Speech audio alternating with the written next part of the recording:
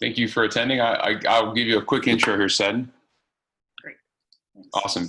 Seddon's a research application scientist with us. She earned her BA in chemistry from Williams and her PhD from Harvard Medical School. She's got over 20 years of flow and immunology research, and she has published over 34 papers, received numerous honors, including the AAI Young Investigator Award, President's Rising Stars in Mucosal Immunology, and multiple NIH Fair Awards.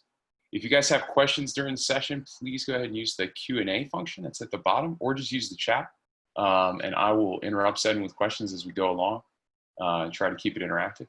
But with that, go ahead, Seddon. All right, thanks, Mike. First off, let me know for sure if you can you see my screen now before I? Yep, okay. Looking good. Let me make sure. I've had some issues where when we transfer over. Great. We're still good? Yep, looks good. Perfect.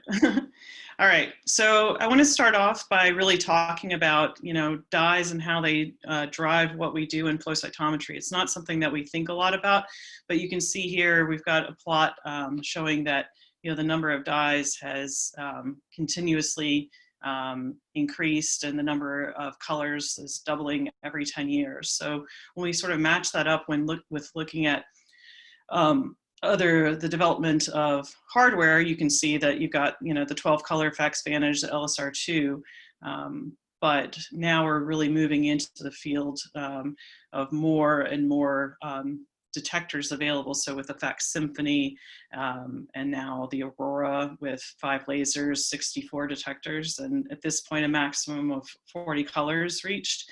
And the Sony ID7000 with 7 lasers and 188 detectors, and even now the emergence of spectral sorting with the Bigfoot.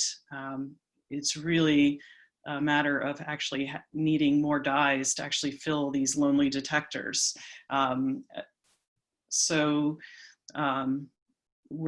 I'm here to talk about new applications and upgrading the panel with NovaFluors. So really stopping to think about how dye performance is influencing panel design. So it's not something we stop to think about a lot. In fact, I can give you some examples as I go on about ways in which there are issues that we're not even aware of because people have built instruments around these problems rather than getting to design the instruments and having the dye that you'd like to perform the way you want. So it's really a question of how is this affecting how we design our panels. So, first off, there's spectral overlap. Some of these dyes are actually spilling over into a lot more channels, leading a much more colorful life. We have to think about antigen density, so matching a bright fluor with, a, say, dimmer antigen. So we're really taking a lot of this into account, and then even looking at things like the staining index and how, as we build out a bigger and bigger panel, that affects the spillover spreading and thus the resolution that you can really see in terms of detecting the antigen that you're interested in. So when we think about, dye performance, there's this idea of cross excitation. So is the dye excited by multiple lasers? And then how does it spread into some of the other channels along the way? And, in some ways, this is really a historical situation where, a lot of the early cytometers had a, blue laser with 488 nanometers. And then, as we wanted to look at more brightness and drive some other dyes, like for instance, the tomato and M-cherry, the 561 laser was added to a lot of instruments. But if you think about it, a lot of these dyes are actually excited by both the blue laser and the yellow-green laser. And so often, even though you have detectors where you could fill them out, there aren't dyes that are specific enough. There's a lot of bleed over. And so if you look, for instance, this is showing the BB515 dye.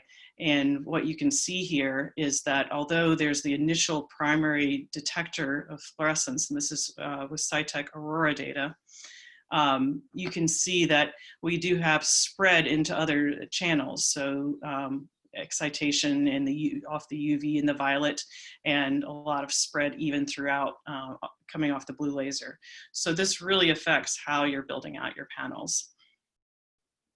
And just looking further into this, you can see, you know, we think about Per-CP as being excited off the blue laser, but one of the most interesting things as you look at this panel, you can see that you could quite easily detect it off the yellow-green laser to a similar level. And again, as I mentioned, BB515 has this spread into the UV and the violet, and a dye like BB700 really is spreading into off of all of the lasers. So thinking about, you know, what if you could actually design a label from scratch? What would, you know, how would that affect your panel design if you could start from that rather than ending with, you know, okay, this is how the dye is performing. So you'd really want to think about a lot of parameters. So you'd like it to be bright and clean. You'd like to be able to use, you know, ideally each detector for a different label. You'd want it to be silent in the violet and limit laser cross excitation. You want it to be consistent and stable. So you're doing a longitudinal study and, you know, at the beginning of the year versus the end of the year, you want to be able to, you know, have the same excitation and also that, you know, as you're keeping that, that you're not having degradation that sometimes happens in a tandem dye. And last, really, if you could tune the knob on brightness, that would be, you know, amazing, because then you're not just trying to match up, oh, I need to use this particular antigen with this label and design the panel around that, but really turn that knob on the controllable brightness. So the Phyton platform is really meant to address these issues, and it allows us to really tune the excitation and emission. So I want to briefly introduce the platform. So you can see here there's single-stranded DNA, and there are both donor and acceptor dyes that are attached to the single-stranded DNA. And then this Phyton structure, the cruciform, allows us to actually put the dyes at a very specific location. So it's making use of FRET to look at the basically set up where the excitation would be and where the emission is, and actually engineering where the you know, the dyes are sitting to engineer this excitation and emission. And so what we're able to do is then use that to tune excitation and emission, brightness, and even set up signatures with the Phyton labeled antibody. So looking ahead at the NovaFluors that we actually currently have available, I want to slow down and just introduce you to even our naming structure. So you can see here, this is NovaBlue 530. And what that is telling you is this is the laser that this is excited by, so the blue laser, 488 nanometers, and the emission is at 530 nanometers. Over here you have Nova Yellow, so it's excited by the yellow laser, and the emission is at 570 nanometers. So it's really easy to use the NovaFluors to drop into your panel and really use this as plug and play. And another thing I want to draw your attention to is something that I mentioned, that we've, you know, designed instruments to work around, but we're now able to really take advantage fully of the blue laser and the yellow laser. So most of the existing labels, there are a few exceptions, are excited by both the blue laser and the yellow green. And so we really have to design our panels separate from that. But we can see here with the Nova Blue 610 and the Nova Yellow 610 as an example, you can see that these have a similar emission at 610 nanometers, but the excitation is separated. So in this case, the Nova Blue 610 is excited by the blue laser, and the Nova Yellow 610 is excited by the yellow laser. And so what this means in practical application is that you can actually separate out what you're, you know, using currently. A lot of the PE and PE tandem dyes are going to be excited by both the blue and the yellow green laser. So they're actually occupying two spaces where you could actually separate those out and get a 2-for-1. So as you're looking at the current NovaFluors and you want to think about your panel, it's helpful to have some resources to really look at, you know, how do these interact with other labels? you know, what would be the setup in your panel. So there are two resources. One is the publicly available FP base. And now the NovaFluors are also found in the FluoroFinder. So these are great for really looking at your conventional panel design.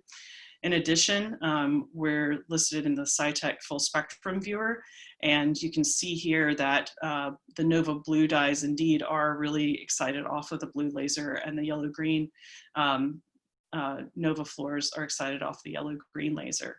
So you're really getting this separation that you can clearly see, as opposed to a dye like PE where you'd see that off both the blue and the yellow-green. And so I mentioned before that I've actually talked to people where they say, okay, well, I don't have an issue that you're talking about with this, you know, I can see, you know, there's not this bleed over. Well, when you look at it, it really is because the cytometers have been built around this. So for instance, the Fortessa often is built with a trigon. And so you would often have, you know, a filter for FITSI, and then side scatter, and then one for PerCP. So this is really just because of dye performance. So PE is excited off both the blue laser and the yellow-green, and you can see in an instrument like the Attune that you would actually detect PE both off the blue laser in this BL2 channel and off the yellow laser in this YL1 channel. And so this really ends up taking up a good deal of space. And so what we've done is actually design these labels so that you could get, again, this stacking or 2-for-1 effect. For instance, Nova Blue 610 and Nova Yellow 610 are very similar in fluorescence to PE Dazzle, but you can see in this setup, you're already occupying those channels. In addition, labels like PerCP Sci 5.5 and PE Sci 5 or PE Sci 5.5 can't be used together because, again, the PE would also bleed into that channel. And so you really have to, the machine has actually been, in this case, engineered to avoid this problem. And delving more deeply into that, you can see here, this is the excitation spectrum for PE in red, or sorry, PE Dazzle in red, and Nova Blue 610 in blue. And what this is showing you is you can see, again, PE Dazzle is excited off the blue laser and both the green and the yellow lasers as well, so 532 and 561. And what we've done with the NovaFluors is you have Nova Blue 610, which you can see is primarily excited off the blue laser versus when you look at, say, 561, it's really not excited there. And then Nova Yellow 610 is excited primarily off the yellow-green 561 laser as compared to the 488 laser. So you're really then able to truly get this 2-for-1 idea versus using, say, PE Dazzle. And this is just showing you the compensation with the NovaFluors, and this is was generated by single stain with CD4 labels, and then the file was concatenated. And what this really shows you is that the NovaFluors really are this nicely separated. You don't have some kind of spillover into some of the other channels. And so it really allows you to ask more questions with your biology. So to go further into characterizing the NovaFluors, what you can see here is that this was performed by Steve Perfetto at the NIH, and he had both the Nova Yellow 610 in CD4 and the Nova Blue 610 in CD8, and was able to actually look at a number of other existing labels and look at how they match up. And so this is an example of Nova Blue 610 in this case compared to Brilliant Blue 630. And what you can see here is that the Nova Blue 610 is not as bright as the Brilliant Blue 630, but it is also not spilling over into a number of these channels like you can see with the Brilliant Blue 630. Also, looking at the Nova Yellow 610 versus a number of other comparators. As again, I mentioned the PE Dazzle or PECF 594 or the NovaFluor 594. You can see we've got these compared, and again, the Nova Yellow 610 is either close to as bright or as bright as its comparators, but again, has a lot less spillover than you see with other labels. So one of the important questions that you really want to address when you think about brightness is, are you able to see the signal that you're looking for? And what you can see here is this is the measure of the separation index. And so that's really a good measure in terms of thinking about a term like brightness. It's hard to sort of really think about brightness, in terms of measuring between these different labels. But when you really think about, okay, how much separation am I getting from my positive to my negative? And what you can see here is that both our Nova Blue 610 and Nova Yellow 610 actually have a similar separation index to APC. So you're getting a very, bright, clean signal. And Steve Perfetto found that for the Nova Yellow 610, the overall spectral spillover sum was lower than all of the other dyes measured on the bead. So it's really not contributing to these other channels so much. And what does that mean in terms of your data? Well, that means that you're really able to detect the signal that you want to see and not have it bleed over and take up other channels like you do with a number of other labels. And you can see here the Nova Blue 610, while it does have some more spillover, it's certainly less than what you see for Blue 630. So I mentioned before about the fact that some instruments have been designed around this idea. And so when you look at what you could have available, something like PE Dazzle, you wouldn't be able to do this panel because both the BL2 and the YL2 are taking up this space. And so you'd have to, leave this out, say if you're looking at a T-cell panel. And the same with Percy P Sci 5.5 versus PE Sci 5.5. And so what this means is, this is, for instance, on an attune, you could do the same thing. In fact, on a Fortessa, if you had an octagon rather than a trigon, there's no actual reason that you can't separate these out. And so if you substitute in the NovaFluors, what you can see here is that you're able to actually get 2 more channels in terms of the stacking. And you're also going to be able to more easily separate out the signal versus some of the bleed over that come from the PE and PE tandem dyes. So in addition to the NovaFluors, we also have a blocking solution available, the NovaBlock. And what you can see here is this is just gated on singlets and then leukocytes, so both lymphocytes and monocytes. And when you look at the overall panel, what you can see is that without block, when you look at, when you look at labels, tandem labels such as PE Dazzle, PE Sci 7, a lot of the Sci dyes, even Percy P Sci 5.5, there's actually background that you are encountering.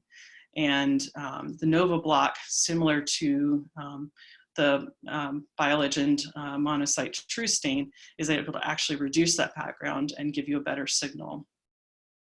And this is just showing you more specifically looking at CD14 versus, again, these other dyes such as PE Dazzle, APC Sci 7, PE Sci 7, and Percy P Sci 5.5. You would see a similar setup with some of the NovaFluors, but again, this block is able to reduce some of this background that you're specifically seeing on the monocyte populations. So maybe I can interrupt you here, Sed. Yeah, absolutely. Got a question here. Have you developed or are you considering UV or violet labels? We are continuing to build out our capacity, and I would say that I think we're going to actually have a scheduled seminar. I think is it the 23rd and 24th? That's right. Right. So I would say come back for more. One of the really exciting things about this platform is that, you know, we're really able to engineer that excitation and emission and just keep building out. So we're going to actually be releasing, you know, more NovaFluors this year and continuing to build out that capacity. And I'll post a link to the webinar page. And yeah, I point people to, we've got these webinars, actually 24th and 25th, sorry, where we're doing a new NovaFluors launch. And as I shared in our mailing list yesterday, it'll be more labels launched at one time than we've seen, I believe, within the past decade. So I will, I'll put that link into the chat so that folks have that. Great, thanks. Yeah, and it's really exciting for me as I'm actually building out, you know, some of the fluorescence and actually able to compare, you know, as we're developing these new labels. All right. Was there anything else? I wasn't sure. Nope, you're good. Great. All right. So, you know, I've talked a lot about how, you know, the NovaFluors are bright and clean.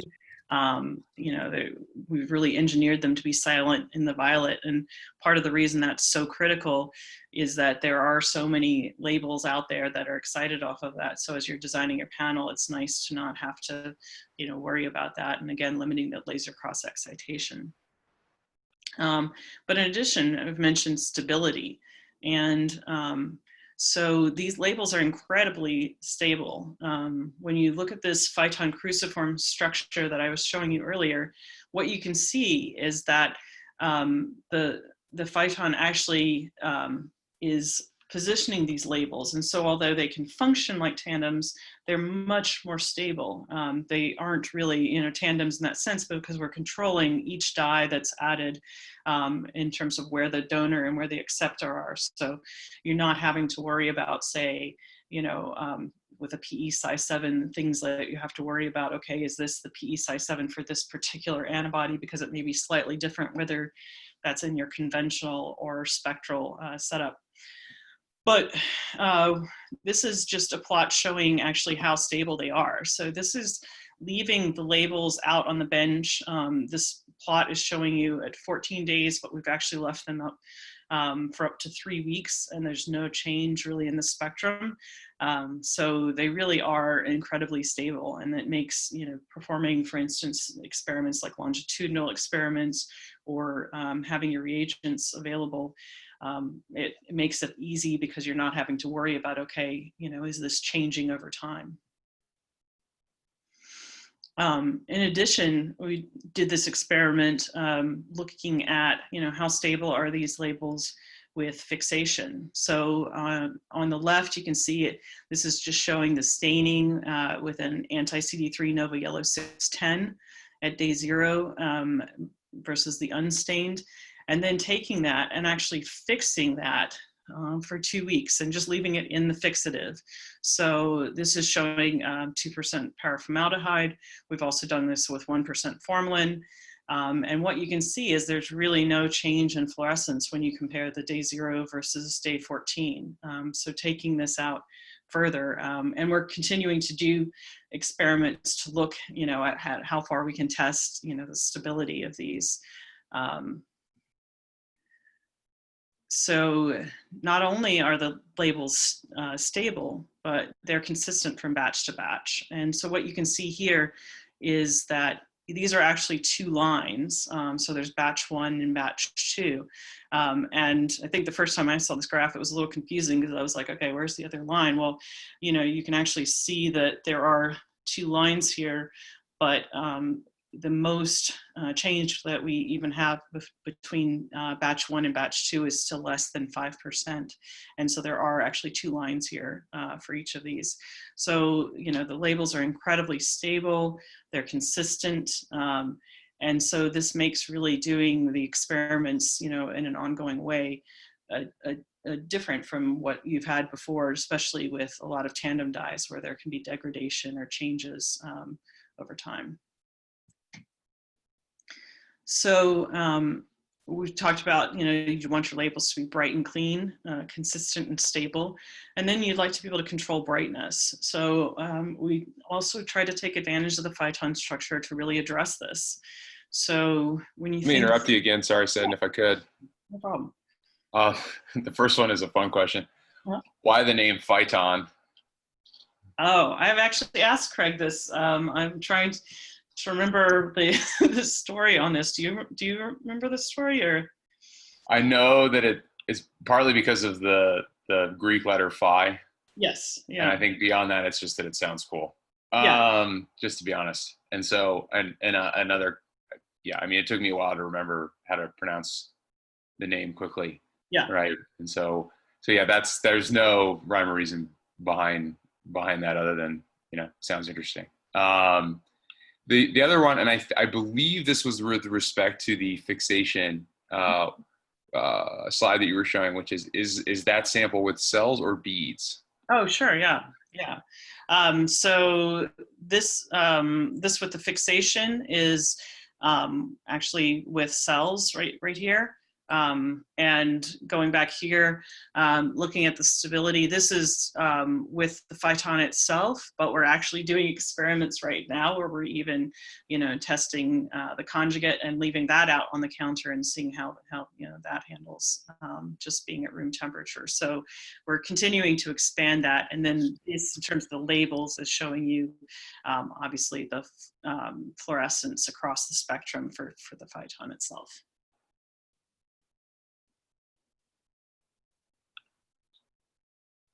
All right. So in thinking about tunable brightness, one of the nice things about this structure, which another fun fact, this was actually, I think, originally thought to be a structure for nanocomputing and was actually brought into this fluorescent space.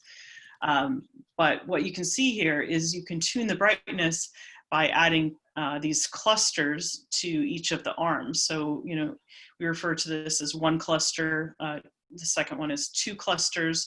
And indeed, we've been able to build out to 4 clusters. And so what does that mean in terms of the network? So this is looking at the spectrum of the network. And you can see here that, and the reason we did this, it may seem, okay, well, you're just moving it from one side to the other, but there's actually a geometry, to this. So each of the arms is slightly different in terms of that. But what you can see is that the network can be replicated. Say if this is arm 1 versus arm 3, you can actually see that the fluorescence is replicated. And then if you're able to build out from this 1 cluster to the 2 cluster, you can see that the brightness is again, tuned up. So it's a 2-fold increase in brightness. And of course, that's great that it happens on the phyton, but what happens in terms of your, flow samples? So looking at this tunable brightness, what you can see is that here, this is showing a 1 cluster versus 2 cluster experiment. So here is the 1 cluster, here's the 2 cluster. This is showing with label only with the phyton. And then matched up with CD3. So the CD3 antibody bound to the NovaBlock 610 is either a 1 cluster or 2 cluster. And what you can see is that the percentage of cells labeled as you'd want is the same. However, what you can see in terms of the brightness on a per cell basis is that you actually have twice the brightness. And this is showing you obviously on a log scale. So you do get that increase in brightness by just going from the 1 cluster to the 2 cluster. And to build that further, what we've done is actually build out the 2 cluster to a 4 cluster. And you can see here, for instance, this is showing you the Nova Yellow 610, the 2 cluster and 4 cluster. And again, it's twice as bright. But if you normalize this, you're really not changing what you're seeing in terms of the type of signal. And in fact, in this case, there's a little bit less spillover, and that has to do with a slight change in the geometry of the arms. The labels that we sell are 2 cluster at this point. That's our standard. And then we can talk to you if you're interested in terms of building out brightness. But showing you, again, this brightness knob with the 2 cluster versus the 4 cluster.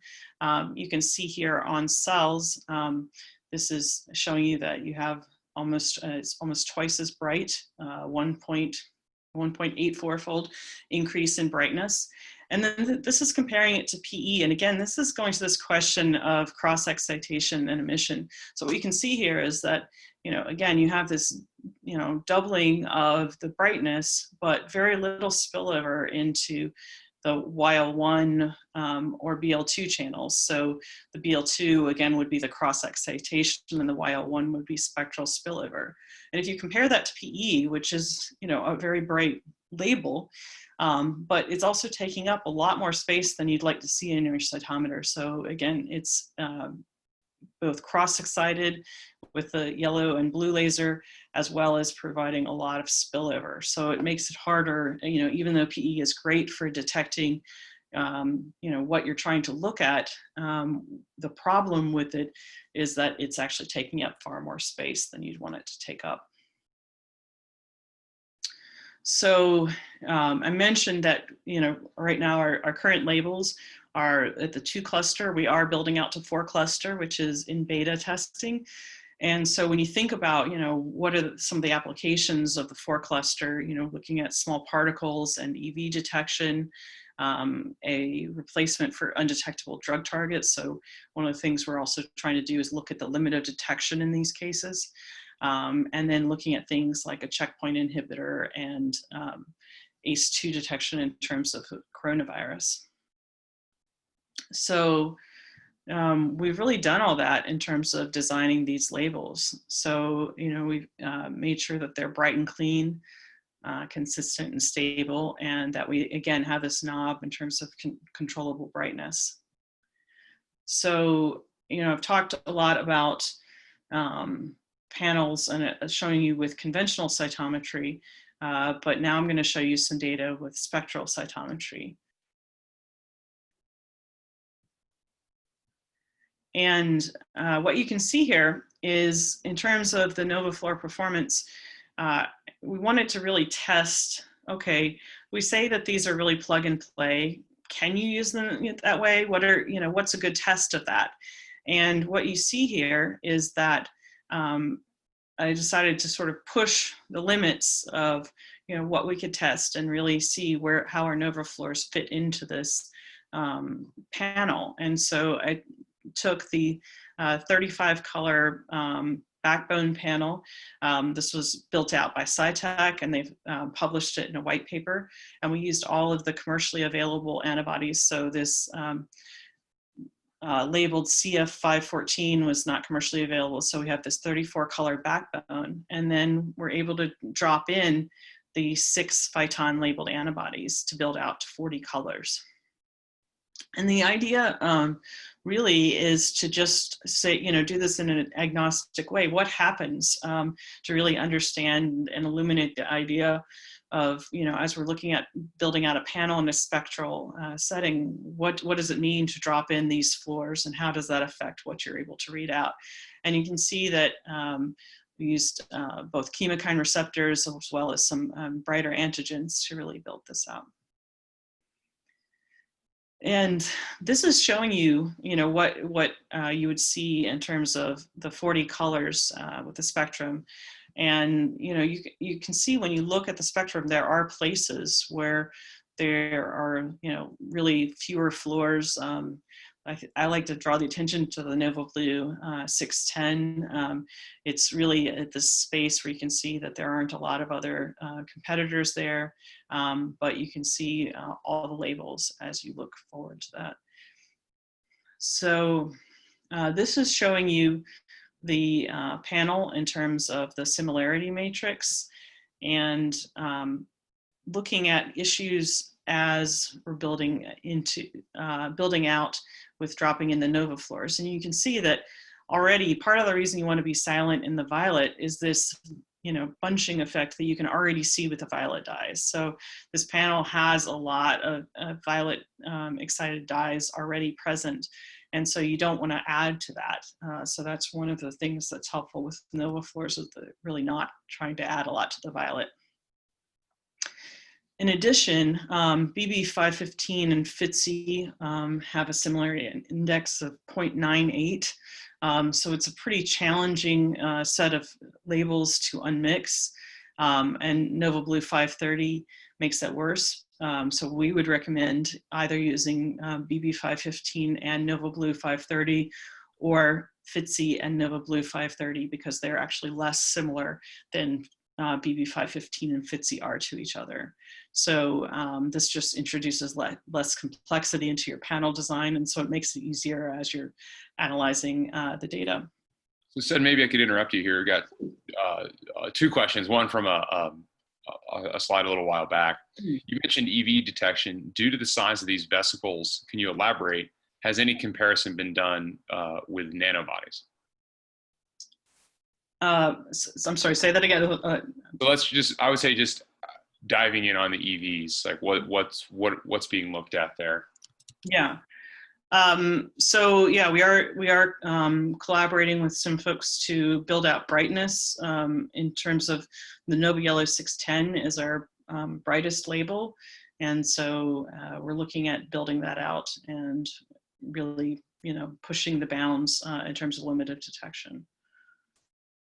Yeah, and I think it's very early to comment on kind of what's being used there to detect it, because it is very much still in R&D. So I'd say that if that's something that's of interest, happy to have a more in-depth discussion around that. And really the goal there is triggering on fluorescence. So that's really where that focus is. And then on actually the slide you're on right now, which is why I interrupted you. Yeah. The question is, well, what's the complexity of this SSM? I think one clarifying point would be that this is a similarity matrix. So it's probably maybe worth discussing similarity matrices, and then some of the things that we've seen with respect to complexity, I think would probably be a really good way of addressing. Sure, yeah. Yeah, so the similarity matrix is, a measure that SciTech has come up with to really look at, when you're looking at a spectral plot, you can see, for instance, and these are each going to differ depending on whether you're using a 5 laser versus, 3 laser, et cetera, spectral setup. But what it does is tell you, how easily and how different these labels are. And so I think the similarity matrix does a good job of showing, one dye versus the other and seeing how complex your panel is. So just as an example, and I'm sort of doing this off the top of my head, but I can go into this. We have looked at the complexity index for these, but something like putting BB515 and FITC together already gives you a complexity index of like 9.8, I think, something like that. And so you're already sort of building that out. And I think what's a better measure is the spectral spillover matrix. So that really tells you, how are you able to separate out the dyes, and how are, as you're adding more dyes into this setup, how is that affecting this? A further thing that I want to mention is that in these spectral systems, there's, the idea is this, the signature is what is really the question. And what the signature really is a measure of off-target dye performance. So, what you'd ideally have for all these detectors, for instance, would be a dye that just fluoresces exactly in that detector. But, I mentioned before about per-CP, it can be detected at multiple places. And one of the things we found as we built this out, and then in one instance analyzed it in FlowJo, is you can see that you can actually detect some of these in different channels than you'd think of as the primary detector. So it really changes how you think about panel design. So we're used to thinking about PE as being excited off the yellow-green laser, but it's easily detected off of the blue laser at a fairly similar level. So what we found with some of the NovaFluors is they actually shifted where things like PE, Dazzle, for instance, PE Sci5 were actually detected depending on the NovaFluors that were present. I hope that's answering the question. Yeah, and and if not, happy to discuss further. But yeah, I think it's a great point, and I like the. Okay, great. Yeah, some feedback. This is great. Thanks. Yeah, and just as a note, said, and I'll show you some really elegant work that she'll do. She's too humble to build it up, where she drops in one label at a time, which is a really, I think, an interesting way of seeing what the effect of looking at these labels is, regardless of the cytometer, right? Because it's like you're pushing it to its absolute limit in terms of dye-dye interactions, and like what the way we've been talking about is sort of like, if that dye is a perpetrator, what are all the victims, and like what does that look like, right? And so hopefully that also adds a bit more into the panel design picture, and what that also means for data analysis. So cool, thanks, Ed. Yeah. Yeah, and yeah, that really, was one of my goals, is really to sort of allow you, whether you're using our labels, or something else, to really understand. We tend to look at these things and, in these rows of, okay, this is excited here. And one of the things I had to really change my thinking when I analyzed the first set of data was, I may list, PE here off the yellow green and per-CP here off of the blue laser. That doesn't mean that's where it has to be detected, or even really how we should think about the panel in some of these cases. I think the spectral spillover matrix helps you understand more of that. So this is just showing the 34 color backbone before the NovaFluors are added. And you can see areas already mentioned about the violet. You can see that there's actually more spillover into the violet because there's some of this build out. So you obviously don't want to contribute additional fluorescence, background fluorescence to those channels. So what I chose to do was sort of drop each of these labels in to really, to me, build out an understanding of what actually happens if we're, agnostic about what labels we're using, and putting just the NovaFluors in without designing around this. What does that do to your panel and your data interpretation? And so the way to measure that was looking at the delta SSM, so dropping each of the fluors individually into the system. So in this case, the first is the NovaBlue 530, and I already mentioned that BB 515 and FITSI are actually very similar labels, and so this is already a pretty complex mixture. There are entire panels that might have a complexity index, around. I mentioned the 9.8, and that's just putting these two together. But what's really, I thought, was so interesting is that when you look at the delta SSM, so this spillover into other channels, you really have the NovaBlue 530, again, is most similar to the BB 515 and FITSI, and you really do have the spectral spillover spread really specifically at the place where you'd expect it to be, but not the places where you wouldn't. So this, the NovaBlue 530 does affect BB 515 and FITSI more, mostly because of how complex this mixture is already, and you can see that makes the scale much higher. But in comparison, when you look at something like NovaBlue 610, and I think I pointed that out when we were looking through the spectrum, you could see there was actually very little going on in terms of labels in that region. And you can see that there's little to no change in the spectral spillover matrix. So you're really not adding a lot of spread, to be able to, detect the NovaBlue 610 or the NovaBlue 660 in terms of your overall panel. So it really makes it plug and play. What's interesting as well is when you look at things like the NovaYellow 570, 610, and 660. NovaYellow 570 is most similar to PE and CF 568. NovaYellow 610 is most similar to PE Dazzle. And NovaYellow 660 is most similar to PE Sci5.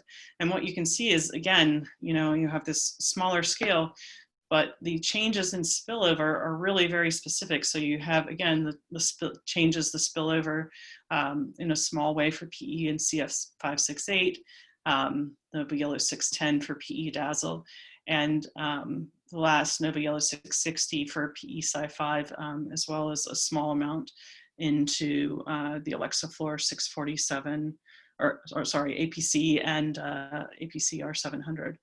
So really a very small change in spillover, pretty much exactly where you'd expect to see it. So it really tells you that this, clean fluorescence helps you with your overall panel build out, because you're not getting, bleed over into places where you don't want it. We're not seeing a bunch of signal popping up in the violet, for instance, that we've talked about. So, what does that really mean in terms of high resolution biology? So what it means is that, we can add these 6 colors in a plug and play manner, and there's really marginal impact on the spread, i.e. the cleanness of the data that you're able to look at.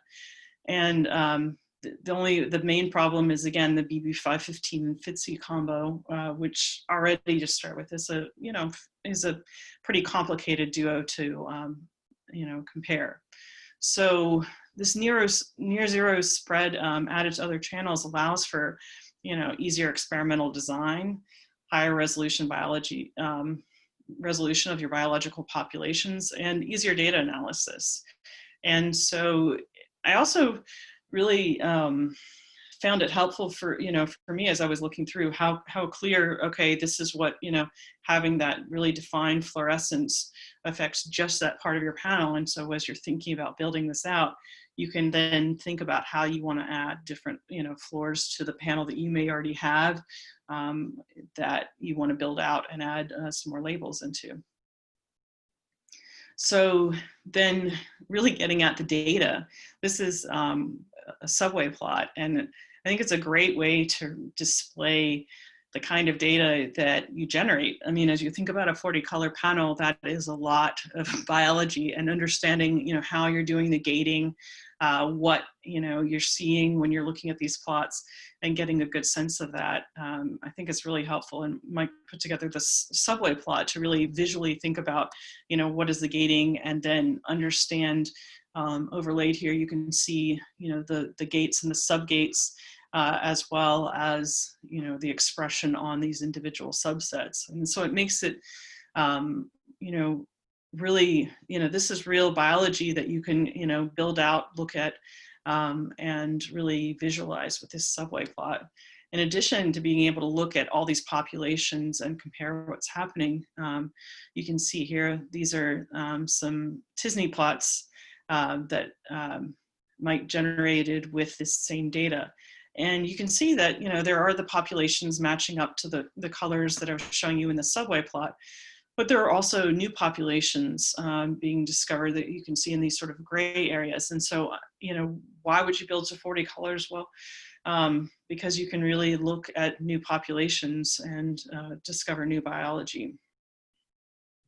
And I like to sort of come to this and say, don't take our word for it, delve into the data. We're all scientists. We want to understand how to do our best panel, how to use, what we're, really the questions that we're asking. And so we have at photonics.com the 40 color white paper, as well as the GitHub resource where we've made actually all of these data files available. So if you want to look at this and look more closely at some of the questions that you might have, you're able to download the data and really look deeper and see how that's working.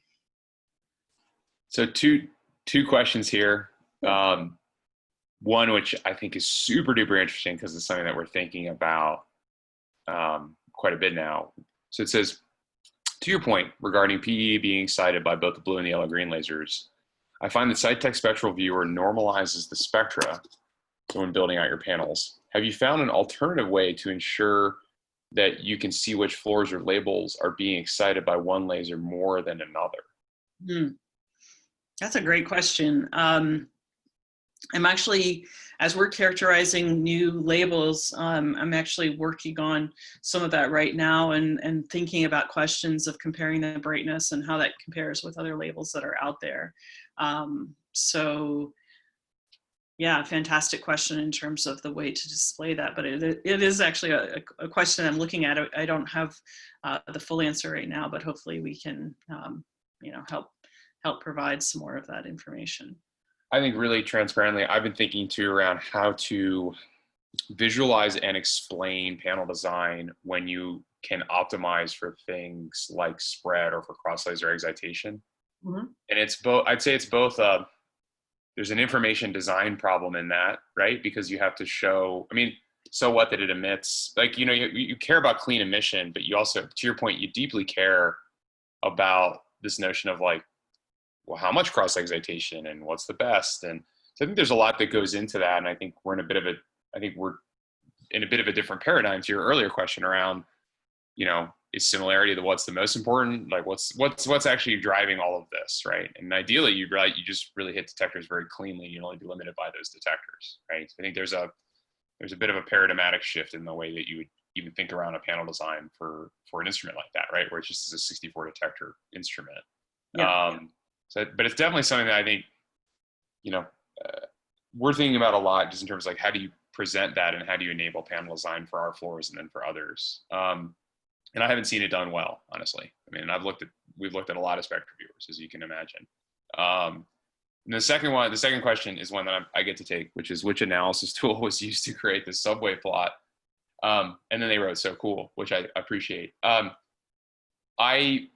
I'll post a link up because I wrote an article about just visualizing hierarchies, because it's something that I've been kind of obsessed with over the past many years. And honestly, I use PowerPoint to generate it. And so I'm trying to twist arms to get folks who are in the analysis side of the world to create plugin tools to be able to, you know, create those hierarchies. And, you know, the more we can push on them to do that, the better. But I'm also happy to share that PowerPoint template that we used. And so, you know, I would say I'll put my email in the chat box as well, along with the article link, and just shoot me an email and I'm happy to send that template out. Yeah, yeah. And I think it's so helpful, because I think a lot of times that's one of the problems when we're reading a paper, really getting to understand how you're getting to that, you know, one plot that we're seeing. So I found it incredibly helpful to really get at that deeper level. So in terms of, you know, how do we add the NovaFluors to your panel? Want to you know, really look at that. So one of the things we have are the CD4 test kit. So, you know, as you're looking at your panel, one of the questions is, okay, you know, you're saying this may fit, but, you know, I'm running, you know, a spectral cytometer versus, you know, say a symphony with a lot of colors versus a four test or a tune. So I really want to test it in my panel. Well, we have the NovaFluor CD4 test kit with our first 6 labels, and you can get this either in, you know, human or mouse form, and that also comes with the NovaBlock. In addition, we have the NovaFluor conjugation kit, and I'll talk a little bit more in detail about how that's working. And then for antibodies that are milligram or more, we are offering custom conjugation. So in any of these cases, these can be tailored to your interests. So if you have a question, you know, please reach out. And the conjugation kit isn't just offered in the overall 6 by 100 microgram form, but also as individual labels. So say you got the CD4 test kit and found that one of these was really much more helpful, you know, in your panel, and some of the others not so much. You can actually order just the conjugation kit in the color that you're interested in. So this is a slide showing the overview of the NovaFluor antibody conjugation kit. And what you can see here is we're really taking advantage of the phyton structure being DNA. And so you can actually have the antibody and then a single-stranded DNA linker. And so it's the first step is just these 3 pipetting steps. You're adding the antibody with the modifier to the lyophilized DNA, letting that incubate at room temperature overnight, and then adding the quencher the next day. The second step is to remove excess single-stranded DNA linker, and then basically it's 2 precipitation steps in an Eppendorf tube. And then after you've removed the excess single-stranded DNA, just like a lot of what we do in in PCR, it's just an annealing. So basically you heat the antibody with the phyton to 50 degrees and do a slow cooling process. And then you're basically ready to go in terms of being able to use your NovaFluor labeled with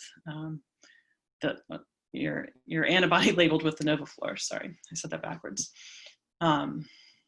So, what does this mean? Well, really this NovaFluor has changed the way we really think about panel design and how we can use our instruments, and ways we've had to work around, issues with fluorescence in the past without even realizing it. So the fact that the NovaFluors are bright and clean means that you have limited cross excitation for better performance and clean data. They're consistent and stable, so you can really, leave them, on a bench or in fixative and not worry about losing the fluorescence that you're interested in terms of measuring your biology.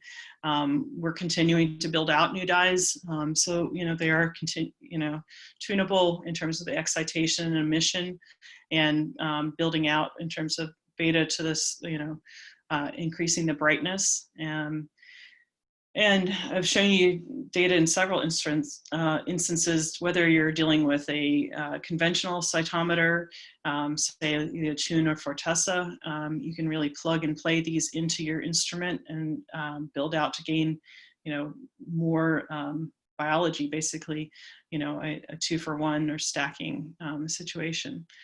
And you can also do that again in a, more complicated symphony or spectral cytometer. So they really are plug and play. And so this allows you to discover more of the biology without actually having to spend so much time thinking about the dye performance. And this gets you better resolution. I don't know if there are more questions here. Yep. My email is here, and you can also email info@photonics.com. Yep, so we've got a question here, and what is the average turnaround time for custom conjugates? That is, I don't think we have an average yet. I'd say it would depend on the amount that's needed. Yeah. Right, I think that's going to be the biggest determinant. So I think on that, right now, Sedin's getting, we're doing custom conjugations for an external collaborator. Sedin's actually getting some done right now. But they're all highly dependent just on, it depends on how much mass you need and across how many colors. Because as you can imagine, if you need 6 custom conjugates across 5 mgs, it's just a different type of thing. So I would say, if you email me with just what you're looking for, I'm happy to give you a better answer on that, because it's hard to give an estimate, just off the cuff without knowing just more about what you'd like to get.